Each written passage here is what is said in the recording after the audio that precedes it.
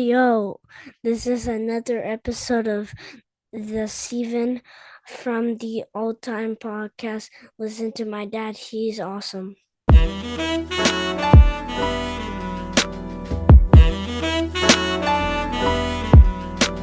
Welcome to a new episode of Steven from the All Time Podcast. I am your host, the Ayatollah of Hip Hop, the whole damn show, the rated R podcaster, a visionary, a revolutionary, and the voice of the voiceless. And we bring you nothing but the best in hip hop and wrestling, all combined. And what my co-host this evening, somebody who hasn't been here in a long time. Please show your hair. You haven't cut your hair in about 3 months. Co-host number one.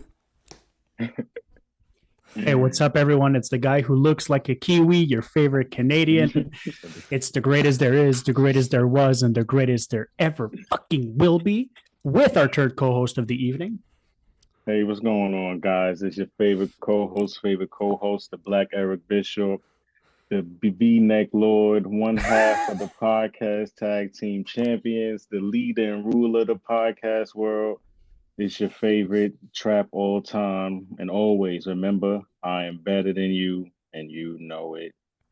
But before we get into things, please take this time to go subscribe and like if you haven't already. We're going to give you 5 seconds to go do that. Please. Thank you. Trap, I gotta say. And let's begin. Trap, I gotta say, you're on point with that because I completely forget about the like and subscribe thing. So thank you. I'm good job, Malenko, for putting the little pop-up of like and subscribe, the little bell and all that kind of jazz.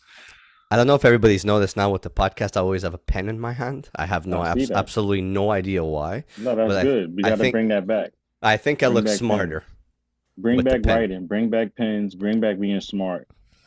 Did you know in the United States, 56% of America is at a 5th grade reading level? Is that bad? Yeah. That's bad. Which reading English, Stephen? English. Right. That's bad. It's not a very complicated language to read. Well, is 56% of those people just wrestling fans and don't give a shit about anything else? No, because they read Meltzer, so, you know. Boys, we are here to review the 2024 Crown Jewel PLE. Ooh. AKA a glamorized house show. Okay, let's get into that first because you've mentioned it before, and I will need to speak about it. Why do you think Crown Jewel is a glamorized house show? It's in Saudi Arabia, number one. Yeah, that's why. And they're getting a ton of money, and they're getting the matches that, you know, like you would typically get at a house show, I feel like. This was a great card. It was a good card, but that's what I'm saying. It was a good card, but I don't really consider it like a real PLE. That's one of those in between. But they go there and they sell it out, and they have they go there because they're getting paid $50 million. It's the home. Right now it's become the home of WWE. Look, they have the whole that live. What's that thing that they do when you go and you see all the props and all the belts and all the fucking the outfits? So it's become their home. Vince said it a long time ago at a UFC event that's their home now. It's WWE's home, and they're going twice a year. Get ready, they're gonna start going 3-4 times a year because they're paying them $50 and $55 million. Can we be honest? And this was a good one. Yeah, and the fans were so involved in it the whole night. Right. If you ever been to a WWE house show, that's what it feels like. That's what it feels like to me. Do you think they're gonna do? Every match was good, and the crowd was into it the whole night. It was the matches that I feel like they wanted to see, and they put it together. Do you think that they're gonna do bigger events like a Survivor Series, like a SummerSlam, like a WrestleMania, like a Royal Rumble? Probably not there. They were talking about to do it in Europe and more over there. I know the Road to WrestleMania in March, they're gonna have a bunch of shows in Europe over there, all throughout Europe. So be prepared for Raw to be taped and stuff. I hate the Raw and SmackDown taped. So many douchebags over there. I know, but ruin it on Twitter and on Instagram. You don't have to watch it though. I don't want No, but if I'm scrolling through my Instagram Don't scroll. and just a a billion people are posting Oh, something that you it's. follow too many. You got to change the algorithm. I started deleting Start them. liking more big booty bitches.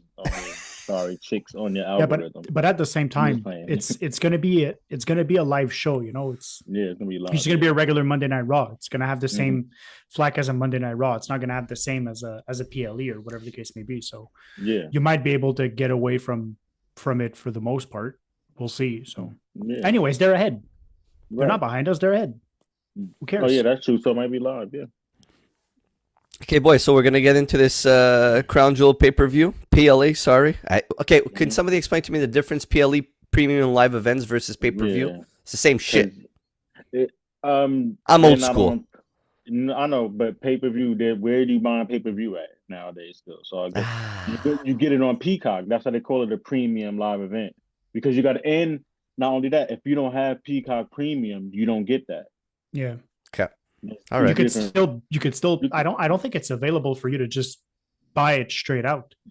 Yeah. Not anymore. No. So that's how they call it a premium. Yeah, it's a premium live event. Yeah. My grandmother has the WWE Network on her TV supply or whatever you want to call it, and that's where she's able to watch it. You can't just go on like your TV supplier and just be like, I'm gonna buy this pay-per-view. As AW, you could go on DAZN, and I think TNA as well. Did you call it DAZN? Is it DAZN or is it The Zone? The Zone. Anyway, it's funny, but Sportsnet, we get it through Sportsnet here in Canada, so it's pretty much, it comes down to the same thing until it's, with Raw being on Netflix, we might start seeing more of those on Netflix. Maybe Netflix will start diving into the premium live events as well, like an extra little thing. But did you see the article? What they would never, Netflix was saying they want Cody Rhodes, CM Punk, and Roman Reigns on Raw. On Raw. Sure. And I was like, but no, because somebody was arguing. They're like, no, he's going to stay on SmackDown. I was like, remember during the draft, Paul Heyman, they made note of that. Like, he didn't get drafted, so we don't know where he's going to go. But also, but you got to be careful too. You got to be careful with that, because if you put him on there, then you're going to ruin SmackDown, because Raw already has a lot of superstars. Unless you put somebody, you trade somebody, and I don't know. Something's gonna happen, and I think to your point, because they want those stars. So unless what they're gonna do, put Gunther and Braun Breaker in them on SmackDown. I don't know. Gunther, Rollins, McIntyre. Yeah. Braun Breaker. Yeah, probably them on SmackDown. Yeah. I think they need to do something like that. If Netflix wants you to have your biggest superstars, you want your Roman Reigns on there. They're gonna want Roman Reigns. He's the face of WWE right now. They're gonna want that CM Punk, because CM Punk gets the biggest pop when he comes out. They're gonna want Cody Rhodes, right? He's the baby face that everybody loves. So they're you're gonna have two of the top 5 guys chasing for a belt with one of the top guys, and then keep in mind that the one thing that you can't do is absolutely bury SmackDown. That's what I'm saying. Because then you're burying SmackDown. SmackDown's going to get less exposure. It's not going to be on Netflix. By definition, it's going to have a lot less views than Raw. It's super easy to fall into that thing of like, we don't want SmackDown to become Raw's NXT. You know what I'm saying? Yeah. We don't want that to happen. Unless they use SmackDown to push some of the younger talent. I don't know. But I don't really know how I feel about that. But that's what Netflix is saying they want. And I don't know how I feel about that. And that's too much. Or SmackDown goes on Prime. Something's gonna give, and it's gonna be crazy to see where wrestling is as of January, and which direction it's gonna go, and what each of the brands are gonna do, and how they're gonna attract viewers. Let's just see. I think that Netflix deal is just phenomenal for wrestling across the board. So. And SmackDown is actually what's kicking off the Netflix deal, because SmackDown is going to be the first event that they have on Netflix, followed by the Monday Night Raw the Monday after. So we'll see. Let's get into Crown Jewel. Let's start off with the matches, and then we'll give our overall thoughts and I guess ratings at the end.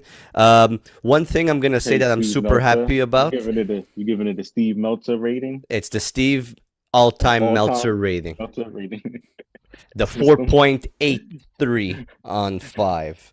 Um, You rated I'm by excited. 5? I'm You rated by excited. 5 Yeah, or the 10? fuck no. I'm excited that it's got. How many matches do we get? 7. How exciting is it that we got 7 matches instead of the 5s that we keep getting?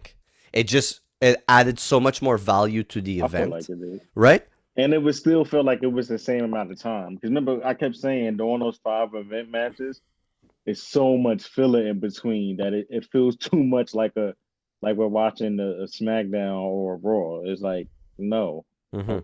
So I kind of like it. 7 For, matches. That was decent. First match of the evening, opening up with the Bloodline, the original Bloodline versus the Bloodline 2.0. Roman Reigns, the Usos versus Solo Sikoa, the Tribal Chief Solo Sikoa, Tamatanga, and Jacob Fatu with the big idiot Tongaloa at ringside that dressed up for the match but was not part of the match. I'm happy that they opened up with this. I'll be honest. It was a good way to open it up to the change of where they usually put Cody Rhodes to open it up if they're gonna put a big match at the beginning. I enjoyed it. I didn't think Roman Reigns got enough wrestling or enough ring time in the match. It was basically Jimmy and Jay carrying that match and Roman just going in for the last 5 minutes at best. I just think this was more of a build to what we're going to see down the line. It was more of a, hey, Jimmy and Jay are back together. Roman's there. They're going to try it out, see what works out, and we're going to see in which direction we're going to go. I'm also very happy that they lost because finally the Bloodline 2.0 looks somewhat strong, somewhat with strength, somewhat with, hey, though you three aren't enough to take us down, you need to go get us a fourth or a fifth person. So I'm happy that that's the way it ended, and Roman Reigns getting pinned. Solo Sikoa putting the beat down on Roman Reigns, giving him the Samoan spike 2-3 times before he got the pin.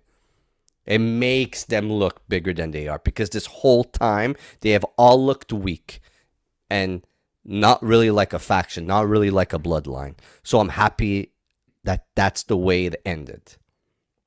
Derek, what do you feel about it? Because I know you're not that big with this whole bloodline shit. No, I'm really not. It's okay. I agree with the placement of the match. I disagree that if that's the first match that you're going to have, that's the finish of it. Like if you notice once he pinned him, how quiet it's like the air got sucked out of that arena and like there was nothing. It was just dead silence. People were like, well, what the fuck happened? And I don't know. I think the highlights of the match, other than Jacob Fatu, but we say that absolutely every single time we see him wrestle.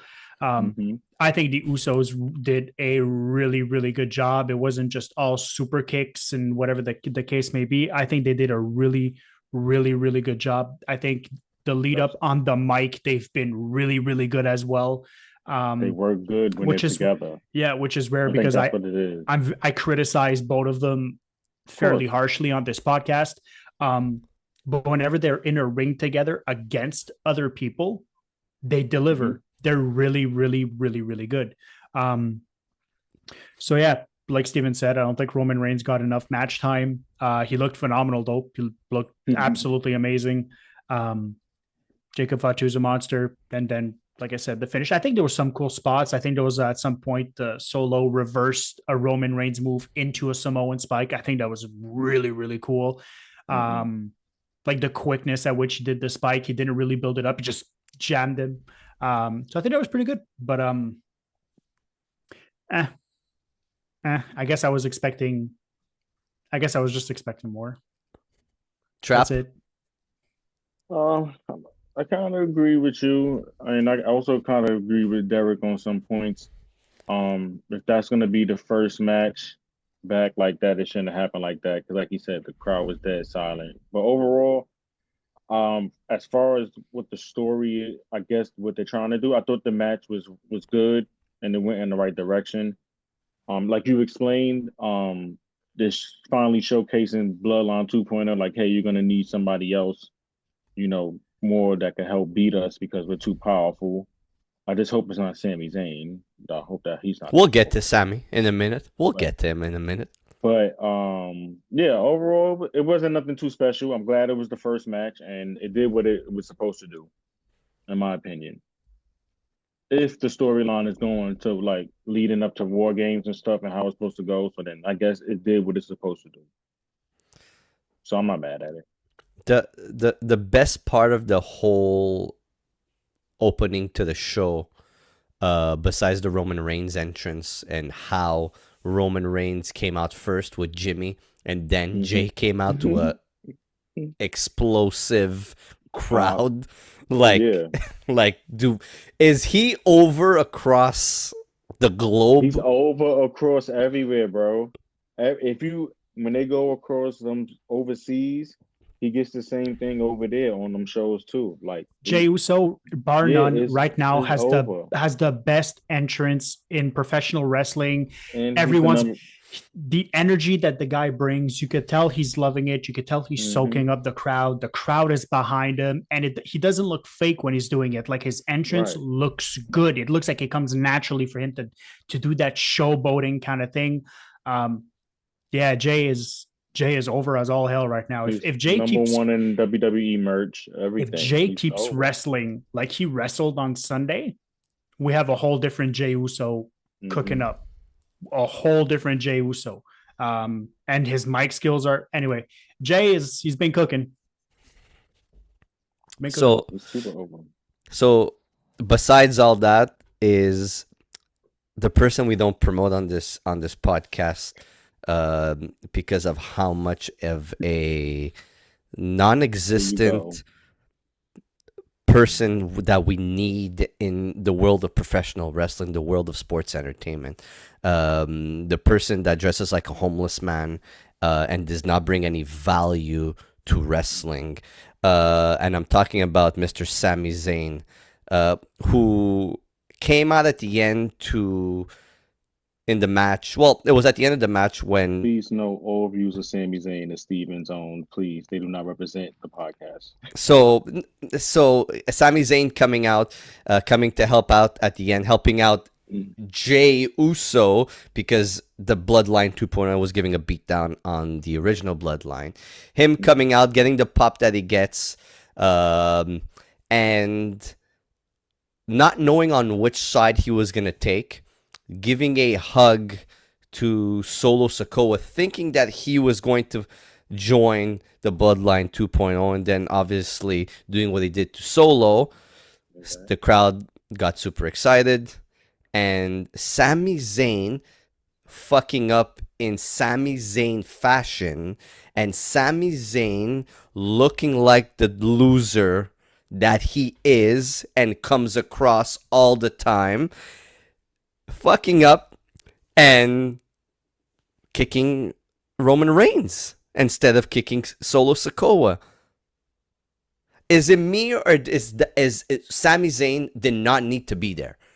He is not family. He is not an Uso. He is not part of the Bloodline, the original Bloodline. Why does he need to be that? We don't care if he's this is Bloodline. This is family. This is family. He does not need to be there. He fucked up. He messed up. It shows that he doesn't need to be there. We don't need to be seeing Sami Zayn. I get that they were in Saudi Arabia, okay, and I'm guessing that's his hometown. That whatever. We don't need him. We don't need him. He embarrassed himself. He made himself look lower than he is. He looked like a baby. He looked like a sucker. I'm sorry. We didn't need them there. And I'm going to say this for the longest time possible, Sami Zayn does not need to be part of this Bloodline storyline. It's about family. We just need to be there. He's just going to ruin everybody. Sami Zayn, just like every other French Canadian, likes to be part of something that he shouldn't be part of. End of story. What did you guys think of the Sami Zayn? Am I wrong or am I right? Trap, please lead because I'm about to go off on Steven. Oh my God! Listen, I'm not mad at it because, like I said again, I understand where the angle was going, so they had to do that. But again, I agree with you. I want a lot of people to get away from the Bloodline storyline. I agree with you. But again, he was there. He's an honorary Uso, so they're gonna have him in it. Unfortunately, especially since they're not doing nothing with him right now. He's not fighting with Braun Breaker or nothing no more. So now they're gonna. So that's it. You're gonna get Sami Zayn, Steven, unfortunately. Just embarrassing himself like he always does. That's Makes me it. happy. You're gonna get Sami Zayn. What's the next match of the evening? Oh, the 6-woman tag. Here we go. The floor is yours because I have zero interest in this. I know. All right, so it was Bianca Belair and Jade Cargill. They were defending it, women tag team champions against NXT up and comers Lash Legend and Jakara Jackson. Also they were defending it against Chelsea Green and Piper Nivens, and of course Io Sky and Kairi Sane, the Sky Pirates. So they had a match basically, and Bianca and Jade won. The end. Well, hold on a second. What did you enjoy this match? Because you're big on the women's. Personally, I enjoyed the match. Personally, I enjoyed it. I thought it was good. They were teasing some standoffs between Lash Legend and Jade Cargill. I didn't realize how tall Lash Legend is. I'm like, oh shit, she's almost bigger than Jade, and she's strong as shit too. But yeah, anytime you get Bianca Belair and Io Sky in the ring together, it's always going to be good chemistry between them. I thought the NXT girls held their own pretty good. I thought Chelsea Green, she's so underrated. Her character is one of the best characters, but if you watch her in-ring work, she's very well-rounded in the ring, and I think they need to showcase that more. Overall, no complaints. I feel like every team was solid and did what they needed to do, and I knew Bianca and Jay were going to win. So, and I feel like they're trying to bring more. What can I say? Bring more notice to the tag team division, which I get. So that's why they put that on them, and I feel like they need to do that to the men's division. And so the women's division to me is very confusing, and this is a reason why I can't get into it. The women's division about it. The women's division is if you're making a smoothie in the morning, but you forget to put the lid on before you press the button. It's all over the place. I just find that follow it. How they don't really showcase that many women on TV. There's not too many women on storylines. You only got. They do though. They only SmackDown has a bunch. Raw has a bunch.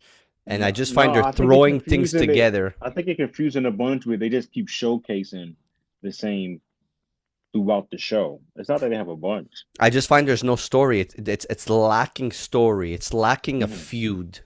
I find they're just throwing a bunch of things together, and none of it is really sticking. It's just filler matches with the women's division. I think Steven has a point. I just don't think he's communicating it in the best way.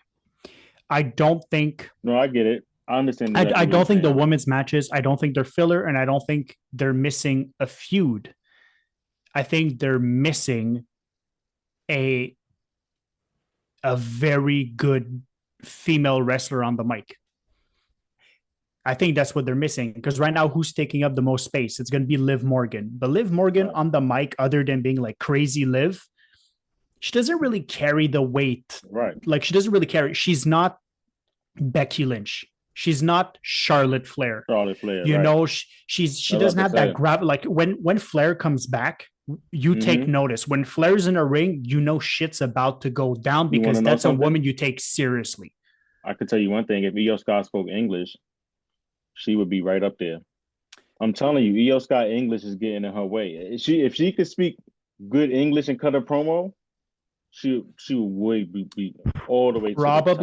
Probably, but then my fear with her is wondering if she's going to speak English the way Japanese people speak English. The way Japanese people have to express themselves is just a little bit different than Americans. I don't know necessarily how that would react. I much rather she doesn't do that. In all honesty, let your ring thing do the work.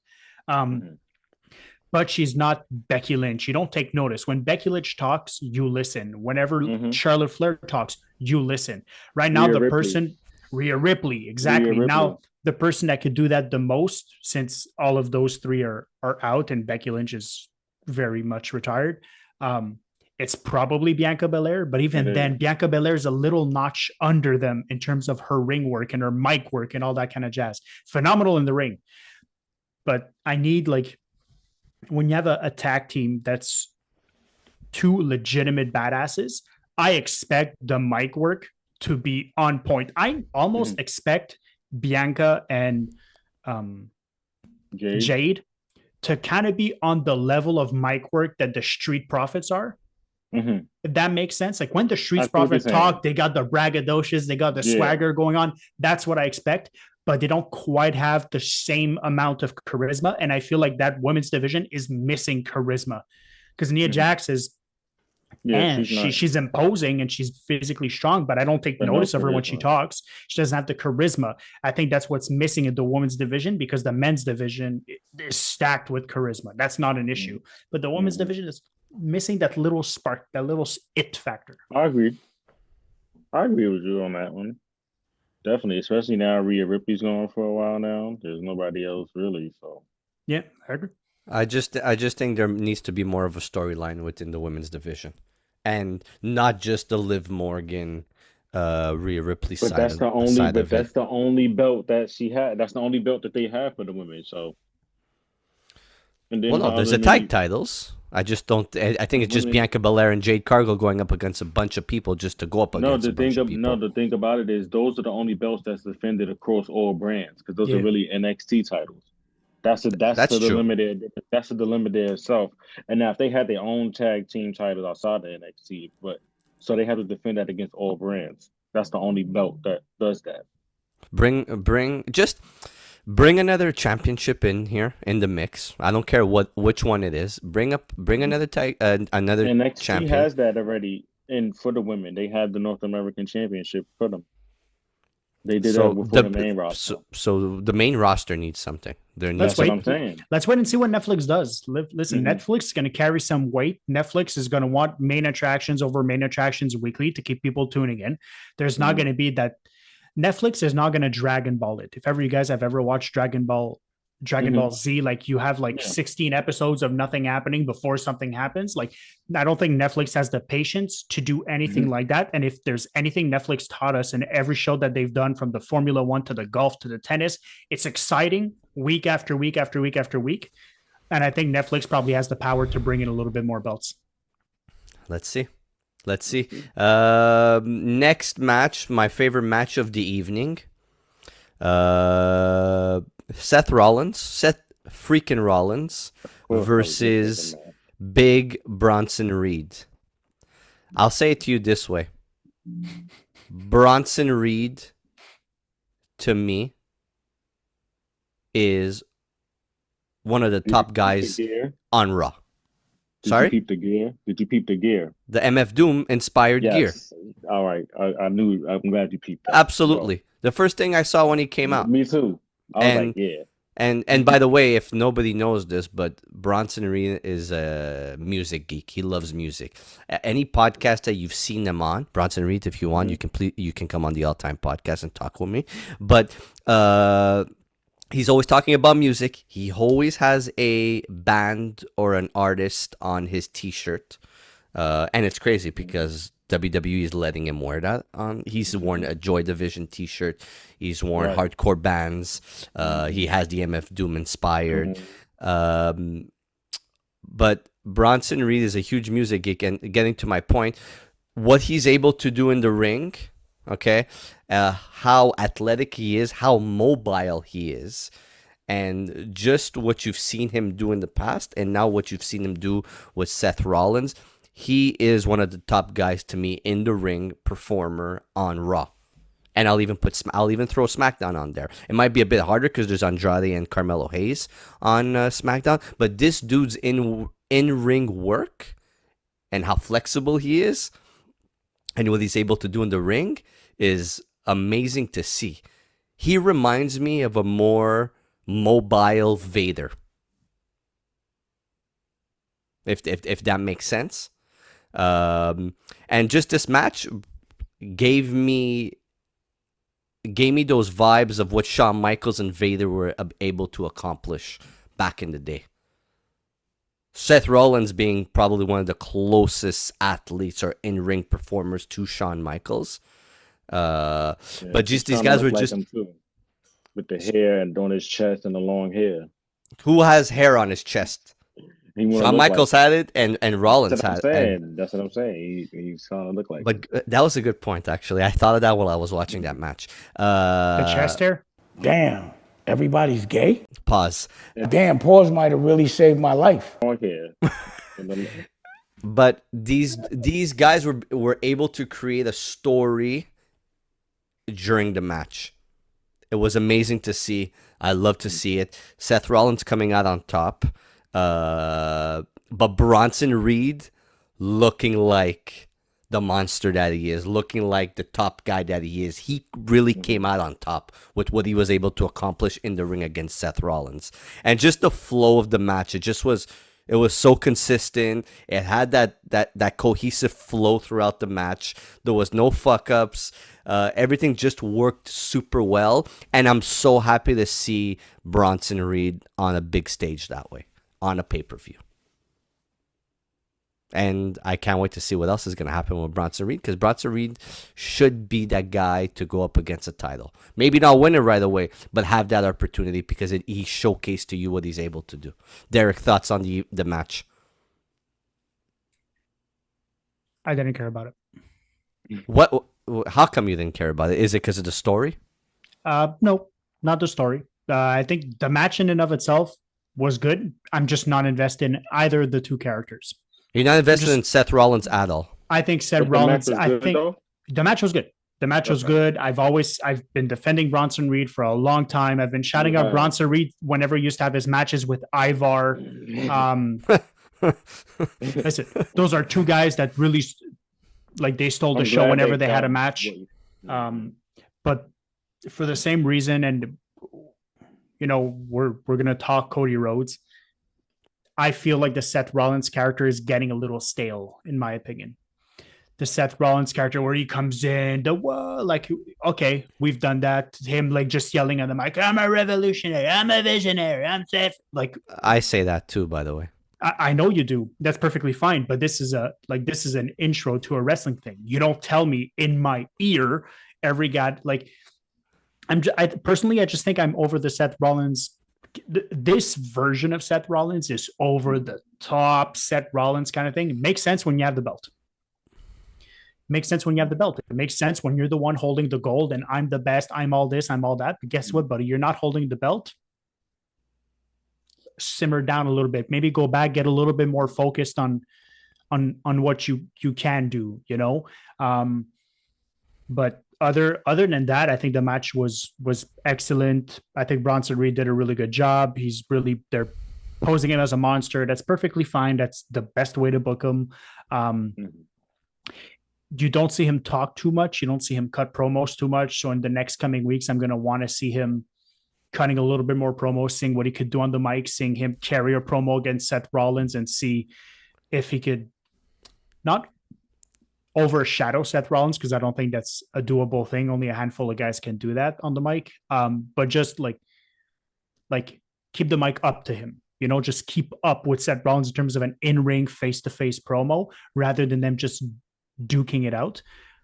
And we'll see one week at a time, right? So, Trap, your thoughts on the match? Thought the match was good. That was what you call real wrestling right there. No, overall, I thought the match was good. They showcased Bronson Reed being a monster. Again, we already know Seth Rollins' ring work. Overall, good match. Not mad at it.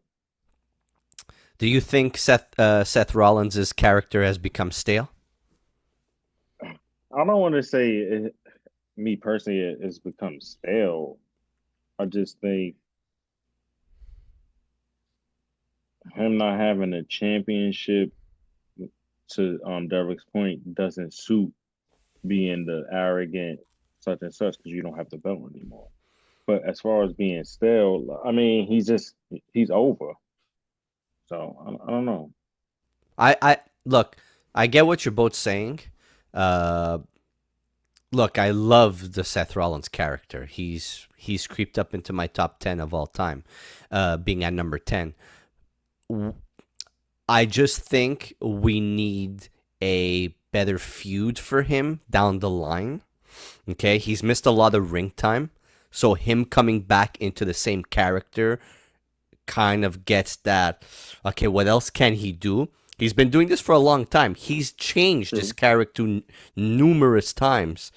I just find that I want to see him where he's not full heel Seth Rollins, but where the crowd is able to choose either him, cheer him, or cheer the guy he's going up against. It's really down the middle, where you had your Bret Hart, Shawn Michaels type of feud, where people were picking the side, or when you had your CM Punk, John Cena feud. I want to see that.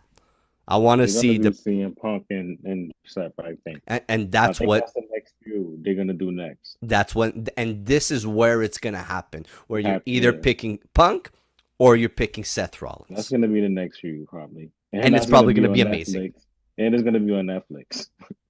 Start off the year with that. Start off, and I don't know what Punk is gonna do when he comes back. I don't know where Seth Rollins' storylines are going to go in the next couple of months. Let's just see. But that's where it needs to happen. You need your top two guys from Raw, because it ain't Damian Priest and Gunther, I'm sorry, be able to... What you got against Gunther? To bring Jenner out. I just don't think he's... And we'll talk about that at the end, but I just don't think he's the main guy. There's too much more in the main guy that you're looking for than just a Gunther. Next match, Trap, and we could go through this one real quick. Oh, Nia Jax and Liv Morgan for the first ever women's Crown Jewel championship. That belt looks nicer than the men's belt with the white silhouette. Yeah, but them belts look big as shit, but they don't keep them.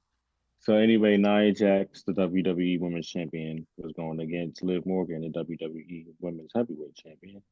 And they had a match, and Tiffany Stratton came out with her Money in the Bank. Can never cash it in. She's never allowed to cash it in. She seemed like she was indecisive on who she wanted to cash it in on, and basically cost Nia Jax the match, and then Liv Morgan is the first Crown Jewel Women's Champion.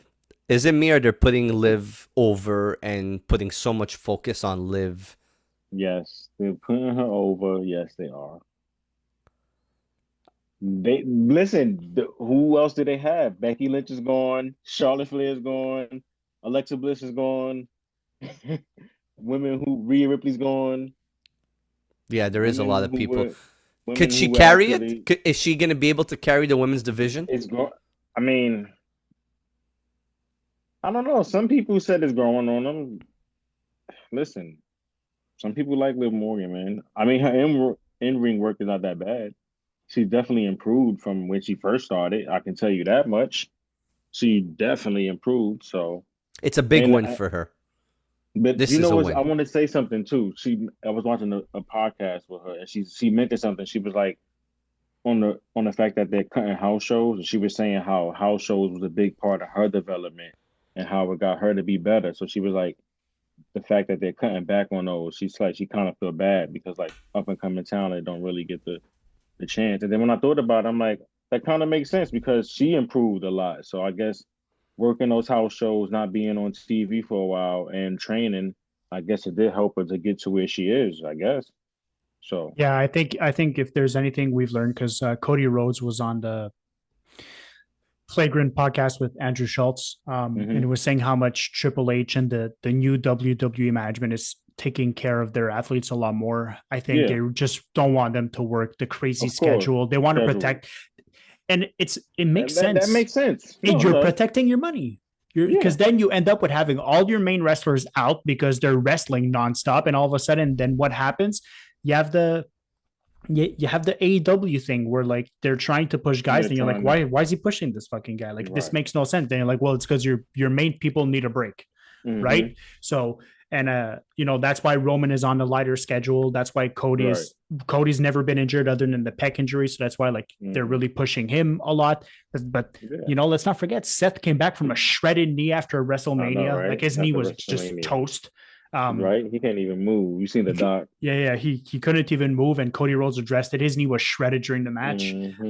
So you want to protect your guys, and Rollins was the fighting champion, and we saw what happened to the fighting champion. Eventually your body wears out and you keep going, and eventually something's going to break.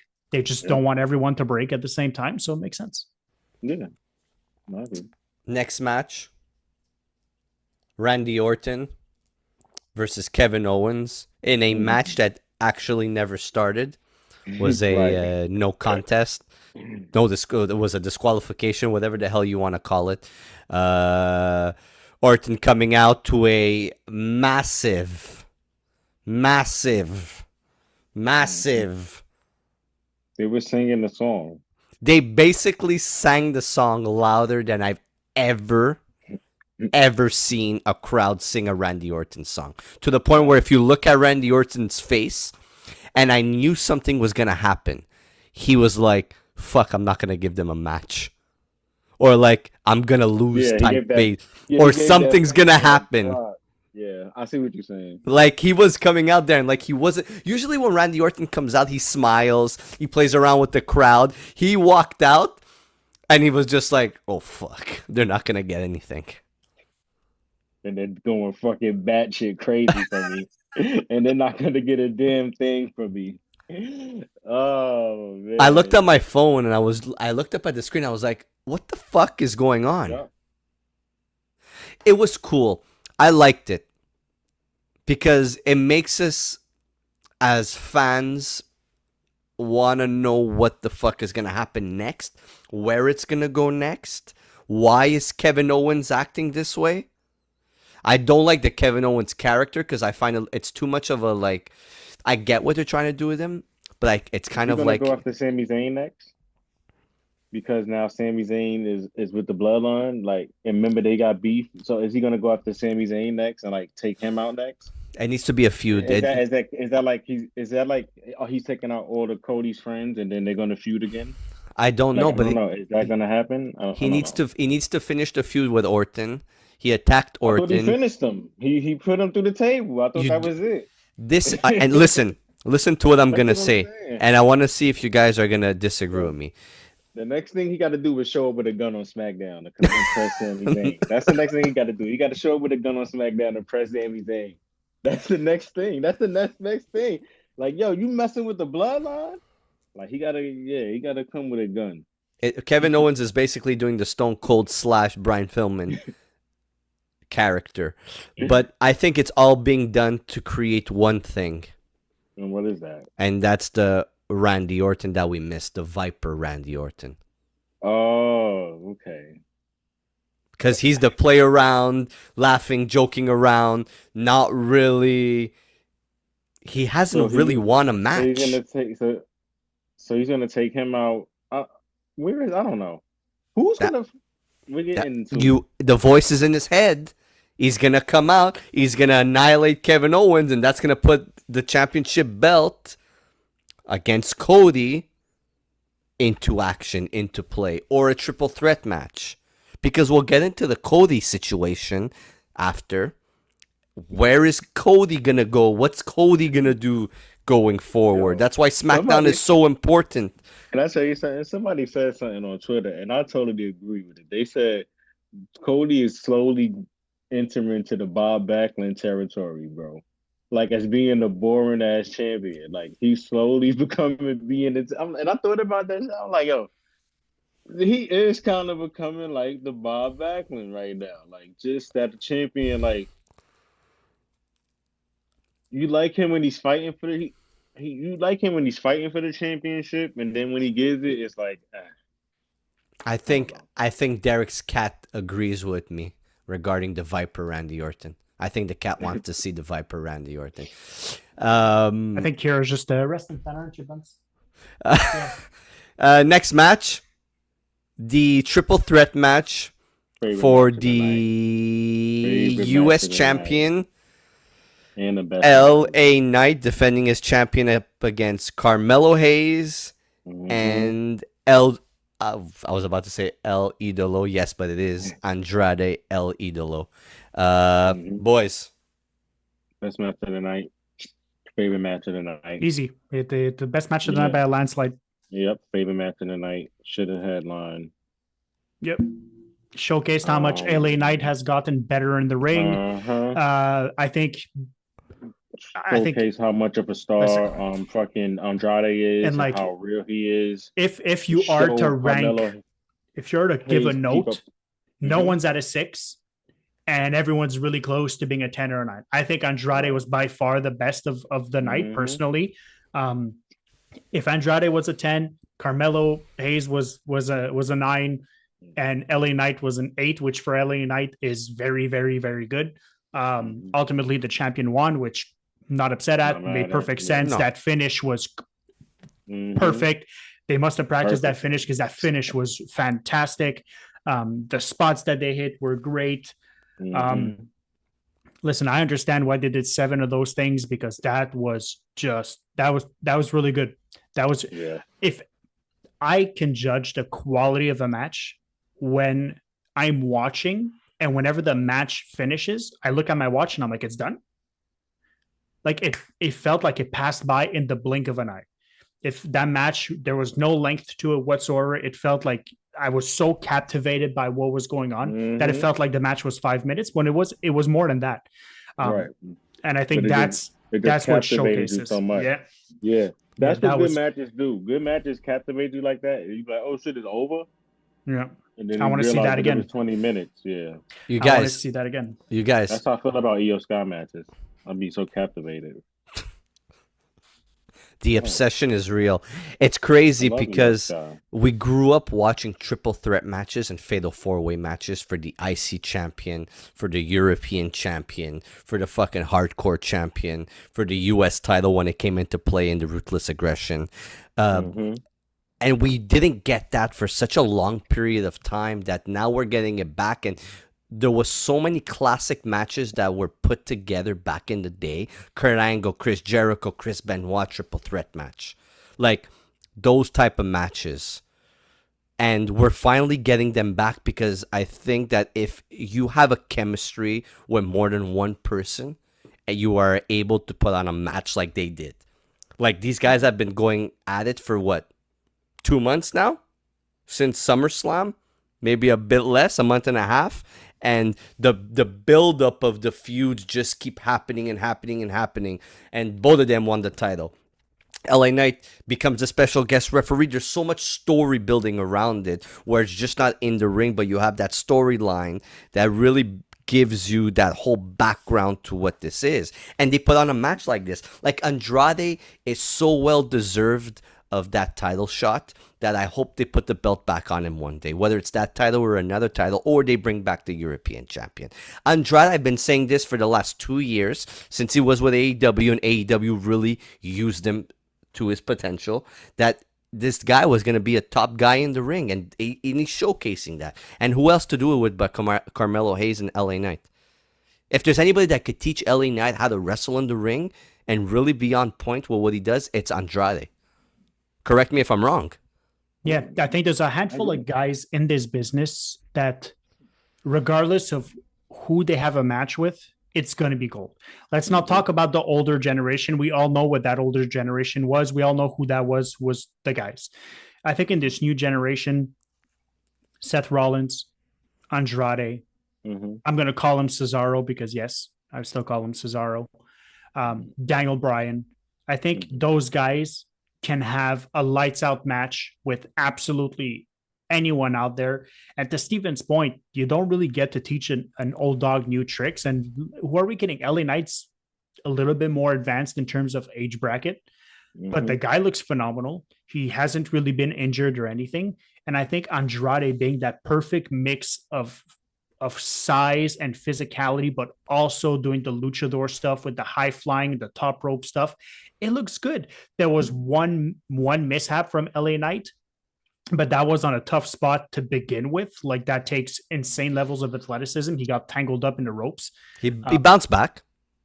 And he bounced back really quick, which is surprising, you know? So, I mean, we were all critical of LA Knight in the beginning. We said, you know what? He needs to put in a little bit more work in the ring, and working with guys like that, you could tell he's learned some stuff, and he's better equipped. I now believe LA Knight more as a champion than I did before that match. Good. That's good. You want to do that. You want to make your champions. Believe it. You want to believe in them. Derek's, what's the next match? The lackluster match of the evening. That was the fight for the men's crown jewel, whatever the fuck it was. Sorry for my language.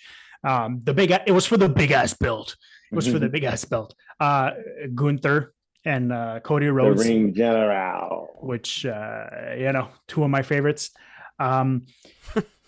It's true. Listen, Steven told me, Derek, you're going to announce this final match. I was like, really? Out of the three of us, I'm the one announcing this one. The guy's been the most critical for the last few weeks about both those two superstars. At least you didn't get put to the women. No, let me stop. Well, I like the women. You're so obsessed with the women's. I like women's wrestling. I can admit that women's wrestling is good. It's here to stay. I don't know their names, so that's the whole point of me giving it to you, because you watch it way more than the men's division. No, I watch the men's division. Not more than the women's division. How? They're the same. They're on the same show. There's no way. You're the one fast-forwarding through the men's matches, no, I don't I'm the one fast-forwarding through the women's matches. No, see, I don't fast-forward nothing at all. See, that's you. I don't fast-forward. I don't think Steven fast-forwards anything. I think Steven is always sort of kind of on Instagram. And then whenever he knows it's a women's match, he just dives right into Instagram, and then he looks up to, oh, this shit's still going on. Let me go back to it. Yeah. Like, having watched wrestling with Steven, he's a little less. He watches, but he's like, yeah, I know. Yeah, I feel you. I'm addicted to my phone. But continue, Derek. Anyway, as Steven said, it lackluster. I was expecting both those guys to have more chemistry than they did, because Cody Rhodes tends to put on good matches, and Gunther tends to put on good matches as well. There seems to be some talk around. There was some talk around commentary after the match that Gunther seems to be bothered by something of some sort. They said jet lag or whatever the case may be, but I felt like I didn't quite see prime Gunther in that match. Like, there was a lot less chops, a lot less big hits, and that kind of jazz. Right. The match felt a lot more slower paced than the typical Gunther Cody Rhodes type of match. And we're not going to talk about Raw, but even Gunther's sort of energy after the match and yesterday night, there seems to be something that he's a little bit more slow than usual. I don't know if he's fighting something, whatever it is. But yeah, if you guys wanted proof that the Cody Rhodes character is starting to get stale, it is what it is. I mean, he still came out. They still did a pop, which I just think fans at this point are just, they're just going to cheer for whoever song they can sing. If they can't sing the song, they're just not going to cheer. And yeah, I don't think Cody Rhodes was. Nah, they know who the stars are, because every time Bianca Belair came out, the crowd got up. Well, anyway. It is what it is. Bianca Belair has nothing left to prove. She's a superstar. And not that Cody Rhodes isn't a superstar. Right. But I think that there's something missing. He needs to turn heel. But the thing is that how are you going to do that? With the name American Nightmare? Yeah, that's what I'm saying. I don't know. He won, and now so he has the Crown Jewel champion ring, whatever you want to call it, and he has the undisputed champion. So what do you do with him now? What do you do with him now? Because if he's gonna go back to SmackDown, okay, which is what he's gonna do, who is he fighting on SmackDown? Wait, he's on SmackDown. Going back meaning after this big trip in Saudi Arabia. Oh. Who's he feuding with when he gets there? What match is he gonna have? Who's gonna be his opponent? Who's gonna be his challenger? I don't know. That's the good part you asking me. I don't know. Trap, that's your answer. Derek, your answer. I don't know. Who is he? I really don't know. That's right now. Cody Rhodes is the only one who seems like he's not involved in a storyline. Everyone else, you got the Orton, you got all that kind of jazz, you got the LA Knight, like all that's going on. And there doesn't seem like there's a challenger coming up in SmackDown to really challenge him for that belt because they've had no interaction whatsoever. Does that mean Cody maybe takes a break from TV? It's a possibility. You can't. He's a champion. He's now Roman Reigns. So what? What do you mean? Break and go where? The Survivor Series is just around the corner. Let stories develop. Stories develop. That's all I'm saying. They had a dark match with him and Jacob. Yeah. I mean, sure. No, they had one and he won, but I was just like, sure. They're never gonna make Cody Rhodes ain't losing anything now. Like I asked you guys the question, and both of you didn't have an answer of where it's gonna happen, where he's gonna go, and nobody said who his challenger is gonna be. Nobody said that. I don't have any idea either. Is he gonna interfere in that Orton Kevin Owens thing? Is he gonna interfere with this bloodline crap now that we don't need? I don't know. What are they gonna do with him? Get him away from TV. You right, Derek. Get him away from TV for a little bit, because he finally got that stupid. What are we going to talk about over? Now the crowd goes crazy when he says that. I'm just like, sometimes I feel like, WWE fans just go crazy for it. Some people fans just go crazy for whatever. Because I don't know how he got that over. Survivor Series. Remember the beginning? He couldn't get that over. Remember the beginning? Yeah. So Survivor Series is around the corner. You're not going to have that. You're not going to have your... Get him off TV. I don't care. Let him wrestle dark matches and live shows, whatever. But it's Survivor Series War Games. Yeah, I don't want to see him on TV. Yeah, it's made to be Raw versus SmackDown. We don't need the fucking... Sorry for my language. We don't need Cody Rhodes there. It's as simple as that. Yeah, get him on TV. Because now the thing is, the more you put him on TV, the more people are going to start to realize that he's going nowhere. The more they realize that he's going to go nowhere, the more they're going to not buy it to him. And then they're not going to be upset about him. They're not going to be happy about him. They're just not going to care. And it's so much more difficult to rebuild a wrestler once people lose interest in the wrestler. So how do you prevent not losing interest? Just get him away from TV. Have him just come out, cut a promo, and be like, hey, I know I'm a fighting champion, but at this point, there's no one left to compete with me. I've won the Crown Royal. I've beat the Raw champion. Mm-hmm. I'm going to take a break. Let you guys figure your shit out. And then whenever one of you guys feels like stepping up and challenging the dynasty that is Cody Rhodes, then hit me up. Just do that. Just cut a promo where he sort of straggles the line between being Cody Rhodes, but also like being a little bit cocky and being a little bit of a heel. He called it a Cody lie on Andrew Schultz. Do that. Just talk your shit. He did it before. Whenever he what match was it where he was beating someone with the steel steps and he just posed him with the belt and he's like, you're not on my level. AJ Styles? Yeah, exactly. He went on top of the stairs and he's like, you're not on my level. We know he could do it. I'll buy into that for sure. Hey, you know what? Let you guys figure it out. Once you guys are done with your stuff, I'll defend the belt. I don't care. Just you guys need to figure it out who's that's going to be because I've beat everyone. We need that. That's what we need from Cody Rhodes going on right now. Either that or the only other thing that could possibly happen is Brock Lesnar. Everybody keeps saying that. I don't think he's coming back. But I'm just saying, if there's something that's going to happen, because listen, we don't want Goldberg coming back. That's the one thing we want. He's coming back. We don't want Goldberg coming back. We don't want Goldberg coming back against Cody Rhodes.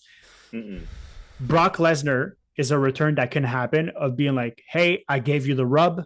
Now I'm coming for your belt. You think you faced no monster so far with that belt. I'm the monster you have to face now. Or and then John Cena beats him. Maybe John Cena. Or it might just be The Rock. The Rock might just come back and be like, you know what? fuck this shit. I said before I left that I was coming back for that belt. Mm-hmm. Now's the time where you got to pay the piper. I'm the final boss. I decide whenever I fight for your championship. That makes could sense. Be a thing as well. That makes sense. And The Rock doesn't have to get involved in the Bloodline story yet. He could get involved He's later the final down the boss. line. The final boss gets involved in whatever the fuck he wants to get involved, because guess what? He signs everyone's paychecks. He gets involved in whatever he wants. If he tells Roman Reigns to dig a hole and just keep doing his shit, he's going to keep digging in a hole. And guess what? Maybe he's not going to dig that hole. And then that sets up a feud for WrestleMania of having Rock and Reigns. That's something that can happen as well. It's just, it needs to be built the proper way. That should be the man should retire Goldberg, Braun Breaker. He should retire Goldberg. Braun Breaker needs to fight Bronson Reed. Think of that for a second in your brain. No, that too. Wait, hold on. Did you see just off the standoff with him and Jacob that time? The crowd went crazy. Like, they teasing little things. Like, that's what I'm saying about WWE. Like, they have so much stuff that they can do. Like, they just that tease alone, people were like, oh, Braun Breaker versus Jacob. Oh, like, so it's like, I don't know. Cody needs to lose the belt. Cody needs to lose the belt for 2 months to Orton or somebody else. To get hurt. Or that. Something needs to happen, and something needs to build him back up. He needs to get hurt, kayfabe hurt. He needs to relinquish the belt. They have another match. He comes back, big pop. I'm healed. I'm covered. I've never lost the belt. I'm the dynasty. I'm the American Rhea Nightmare. Ripley, like Rhea Ripley. Pretty much. Did it work for Rhea Ripley? Absolutely. She came back. She was the biggest baby face in the company almost. It's gonna work for Cody Rhodes. You just need to take him away to reignite that fire for Cody Rhodes. Because Cody Rhodes, and it sucks to say, but Cody Rhodes isn't CM Punk. He's not Roman Reigns. He's not Seth Rollins. He's not Drew McIntyre. People don't really get fed up. Well, maybe other than myself, but like people never got fed up of Roman Reigns. People don't get fed up of Seth Rollins, it seems. Anyway, Cody Rhodes, after a while of just being the good guy and just being the guy who's there all the time and everywhere, that's the thing. Whenever you're everywhere, you're doing all the PLEs, all the house shows, all of that. People just get tired of seeing you too much. You know, it's got to be an event. The champ is here. And right now he's there too much. You see how we see him in those 3 matches? Like you see him with promos here and there. So you know he's around, but then when he's wrestling, it's like, oh shit, he put on good matches, but you get just enough for him. Yeah. So it's like, all right, he's not getting that. You miss him already. Like I miss him already. So like, there's an expression. It goes too much is the same thing as not enough. Mm-hmm. And that's the case with Cody Rhodes right now. Yeah. You know, it's going to be really interesting to see what's going to happen in the next few weeks. Months. SmackDown's going to give us a really good indication on Friday in terms of where maybe this thing is going to go. We'll see. I trust Triple H. He hasn't disappointed yet. Cody, like I said, was on the Flagrant podcast with Andrew Schultz, and he didn't say a lot, but he refused to say a lot as well. Like he danced his way around certain questions quite a bit, which leads that he knows what's coming up next for sure. So that means that there is a plan. Now what that plan is, that's up in the air right now. I hope it's good though. Yeah. Boys, before we get up out of here, I want to know your final thoughts on Crown Jewel. Trap, take it away. 7 out of 10 for me. Not bad. Yeah, 7 out of 10. That was good. Enjoyable. Yeah, it was enjoyable. Besides the Underwoman match, and it was good. Derek, I will give it a Canadian high school passing grade of 6 on 10. It's just what it is. It was perfectly average. You're not. Yeah. You don't bring that report card on home to show your parents and you're proud, but at the same time you're not taking it from the mailbox so that they don't see you failed. You passed. There's passing and then there's passing. I think it passed, and the only reason why it's not lower is because Seth Rollins and Bronson Reed put on a good match, and the triple threat for the United States Championship was good. Everything else for me was underwhelming. It's the only reason why I'm giving it a passing grade. Steve, I'm gonna go with a solid 6.5. that's It's not in- solid. That's semi-soft. Yeah, I gave it a 7 because I like women's wrestling. So, and I thought the triple threat match, the tag team match, was good. I still don't And get how because I you like thought Io that was Sky. good. That was Yeah, good. it was good. It was good. They put on a good match. It wasn't bad. Yeah, they put on a good match. The fucking ring looked like the end of the night at a strip club with all that fucking shit lying around in the ring. It just wasn't. Steven's just recency biased. He went not long ago. Yeah, it went not long ago. It was a fucking fun time, but it was so much good. It was so much fun. You forgot you told all of us you wanted to record a podcast the following day. Yeah, and you're like, oh, I'm just not waking up. I'm like, oh, you must have had fun. That's good. You gotta enjoy yourself sometime. But look, 6.5. I would go more into the direction of the 7. It was an enjoyable evening. It was an enjoyable event. We're getting back to mid-card wrestling that we all enjoyed. Those were the Intercontinental, the U.S. champion, the European champion. Those matches. But what I'm trying to tell you is they don't do that no more. And they need to. And they need to, so we're getting that mid-card enjoyment back to where the main event is like, yeah, it's the main event, but these guys are able to hold the card up to where it needs to be. Like, I used to be invested so much more in the Jericho versus Benoit. Yes, or that's what I'm saying. The Kurt Angle matches. WCW. That's what it was with WCW. And that's what killed WCW too, because NWO just started. It was 3 people. The next thing you know, everybody was NWO. So they had nobody to fight in WCW. But meanwhile, on Thursday Night Thunder, all the mid-card guys was there, and they were putting on fucking good wrestling. Eddie Guerrero, Chris Jericho, Chris Benoit, Ultimo Dragon, all of those guys, Billy Kidman, people like that. They were giving you good wrestling on the mid-card. And meanwhile, the main roster was just NWO. And every match was them beating up everybody at the end. For Survivor Series, would you guys feel like it would benefit storylines, or maybe we'll see what would come out of it if we did the good old fashioned Raw versus SmackDown 5-on-5 sort of like elimination style thing going on? I feel like that would probably generate some buzz, because I think there's some superstars on either side. You could have the qualification matches that could probably start some feuds as well. And you could also see like good guys working with bad guys, but then maybe like some people turning on each other or have like stare downs or whatever the case may be. Do you feel like that's a possibility, or do you feel like WWE has brushed that aside for now? It could work if they put it together. That can work. If they put it together the right way, it could work. Invest in your tag team division, for Christ's sake. Invest in that. Bring it back. Or push Montez forward. Bring it back to where guys had fucking ladder matches for the tag champions, or where the tag team champions actually stood for something. It wasn't just Finn Balor and the bobblehead walking around with the tag team champions for 18 months. That's what they do. Motor City will, because I've seen Motor City wrestle for a very long time, and those guys they're legit. They're really good. And I think in terms of the WWE is not missing good tag teams right now. I think the War Raiders are good for their style of wrestling anyway. I think if the Usos come back, I think that's a thing. They're teasing the New Day breakup. That's perfectly fine. I think Alpha Academy is good. Montez Ford, Street Profits are good. And they're not missing firepower on that side. They're just not showcasing it. They're not cutting the promos. They're not making it a thing of like them trying to steal each other's thunder, or whatever the case may be, and a lot of those guys are actually really good on the mic. I think you need to showcase it. And I've said this before, and Trap and I have said this before.